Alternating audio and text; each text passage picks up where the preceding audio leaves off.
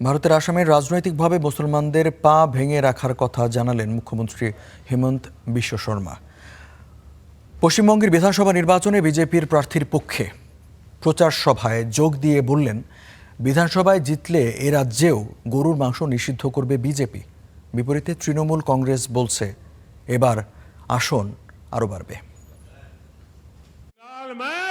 পশ্চিমবঙ্গে বিধানসভার প্রথম দফার ভোট ২৩ মে। এবার এ রাজ্যের মসনদে বসতে মরিয়া কেন্দ্রীয় শাসক দল বিজেপি। বিজেপির প্রার্থীর পক্ষে ভোট চাইতে একাধিক জনসভা করেছেন প্রধানমন্ত্রী নরেন্দ্র মোদী। এবার শিলিগুড়িতে উড়িয়ে আনা হয়েছে আসামের মুখ্যমন্ত্রী হিমন্ত বিশ্ব শর্মাকে। পশ্চিমবঙ্গে বিজেপি ক্ষমতায় আসলে রাজ্যের শাসন ব্যবস্থা কেমন হবে তার নজির দিলেন বাংলাদেশের সীমান্তবর্তী রাজ্যের মুখ্যমন্ত্রী হিমন্ত।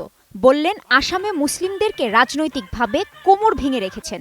এবার পশ্চিমবঙ্গেও হিন্দুত্ববাদী বিজেপিকে ক্ষমতায় আনার আহ্বান তার। পুলিশ কো বলা কি जो भी हिंदू का घर का सामने गोमांस रखता है सीधा गुली मारो। আসামের ধুবড়ীতে ঈদের সময় গোমাংস খাওয়া লোকজন হিন্দুদের ঘরের সামনে গোমাংস রাখতে শুরু করে দিয়েছিল।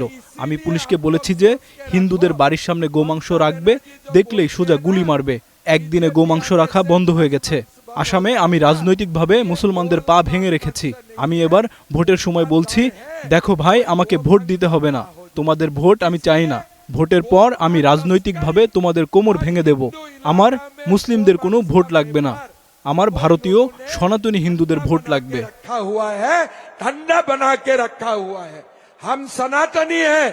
বিজেপি ক্ষমতায় এলে পশ্চিমবঙ্গে যারা বাবরি মসজিদ বানাতে চায় তাদের চরম শিক্ষা দেওয়ার হুঁশিয়ারি দেন হিন্দুত্ববাদী এই নেতা।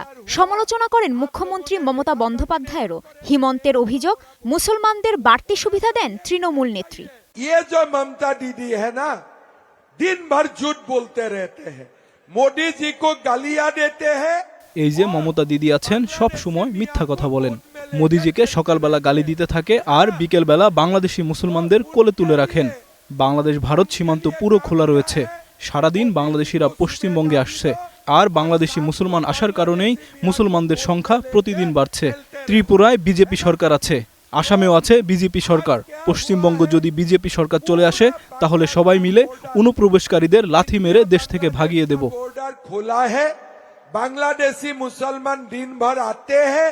থেমে নেই তৃণমূলের প্রচারও।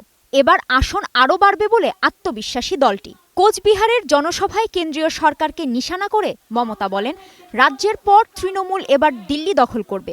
যারা বলছে তাড়িয়ে দেবে, তাদের আমি ডিটেনশন ক্যাম্পে পাঠিয়ে দেওয়ার ব্যবস্থা করব। বাংলা দখল করে দিল্লি দখল করব। তোমাদের এত বড় হিম্মত, সাহস, বিজেপির পক্ষ নিয়ে কাজ করছো। বিজেপি ভ্যানিশ ওয়াশিং কমিশন লজ্জা করে না?